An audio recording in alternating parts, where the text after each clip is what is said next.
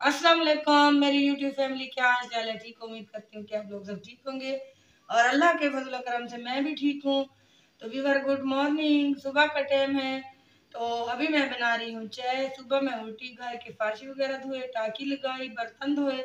तो अभी मैं चाय बना रही हूँ क्योंकि मैं सुबह का टाइम नाश्ता नहीं करती, सिर्फ चाय ही पीती हूँ। तो व्यूअर रात में गई थी थोड़ा सा बाजार सिटी में। तो उधर ना मैंने थोड़ा सा सामान लेना था बाजार से, वो लिया है। तो थोड़ी सी वीडियो बनाई थी, तो वो आप लोगों के साथ शेयर करूंगी। तो वो मेरी वीडियो पूरी देखना और लाइक करना, शेयर करना, सब्सक्राइब ज़रूर करना। और तब तक के लिए अपना ख्याल रखना, दुआ में याद रखना। मिलेंगे किसी नेक्स्ट वीडियो।